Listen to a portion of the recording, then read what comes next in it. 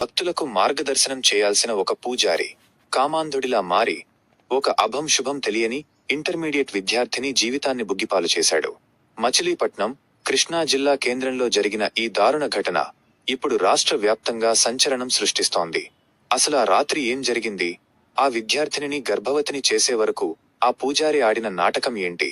ఈ ఘటనపై ఎస్ఎఫ్ఐ ఎందుకు నిప్పులు చెరుగుతోంది? పూర్తి వివరాలు ఈ వీడియోలో చూద్దాం. 2. ఘటన నేపథ్యం: లక్ష్మణపురం రామాలయం. అర్ధరాత్రి 1:30 నుండి తెల్లవారుజాము 3:30. వివరాలు: మచిలీపట్నంలోని లక్ష్మణపురంలో ఉన్న రామాలయంలో రఘు అనే వ్యక్తి పూజారిగా పనిచేస్తున్నాడు. అక్కడ అతను కేవలం పూజారి మాత్రమే కాదు, స్థానికంగా ఒక గౌరవప్రదమైన వ్యక్తిగా చలామణి అవుతున్నాడు.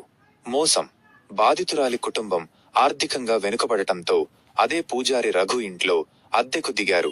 అద్దెకు ఉన్న కుటుంబాన్ని తన మాయమాటలతో నమ్మించాడు రఘు.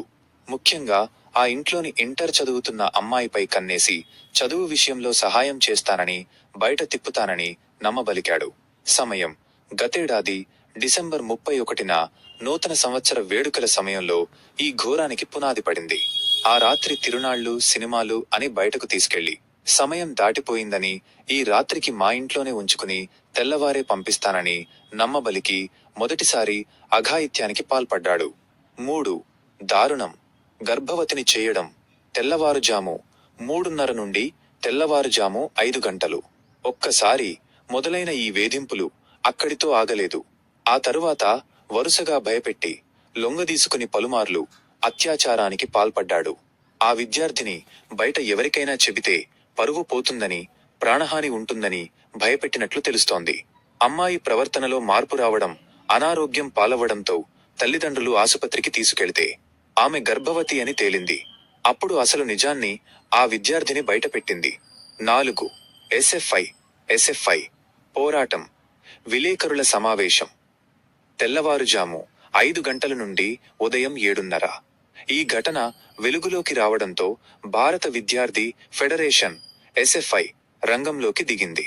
మచిలీపట్నం జ్యోతిరావు పూలే విజ్ఞాన కేంద్రంలో కృష్ణా జిల్లా ఎస్ఎఫ్ఐ అధ్యక్షురాలు బి.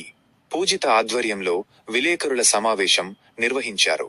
పూజిత ప్రసంగంలోని ముఖ్యాంశాలు: పూజారి రఘు ఒక నీచమైన వ్యక్తి. పవిత్రమైన ఆలయంలో ఉంటూ ఇలాంటి పనులు చేయడం క్షమించరాని నేరం. కూటమి ప్రభుత్వం మాటలకే పరిమితం అవుతోందా? మహిళా రక్షణ ఎక్కడా అని ప్రశ్నించారు. చంద్రబాబు నాయుడు, పవన్ కళ్యాణ్, హోంమంత్రి అనిత గారు మహిళలపై దాడులు చేస్తే వదిలిపెట్టమని చెబుతున్నారు.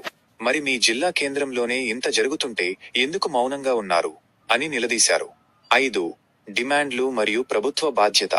ఉదయం 7:30 నుండి ఉదయం 9 గంటలు.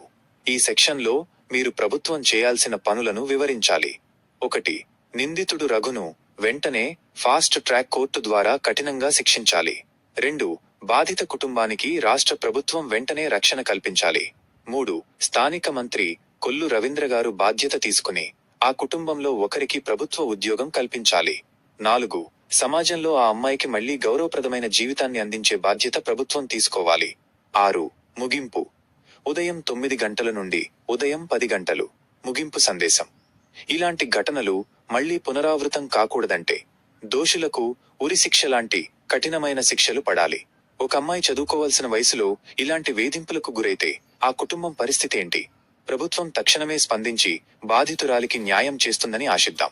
ఈ ఘటనపై మీ స్పందన ఏంటి? ఇలాంటి పూజారులకు ఎలాంటి శిక్ష వేయాలో కామెంట్ సెక్షన్లో తెలియజేయండి. నిజమైన న్యాయం కోసం మనమందరం గళమెత్తుదాం. మరిన్ని వార్తల కోసం సబ్స్క్రైబ్ చేయండి. జై హింద్.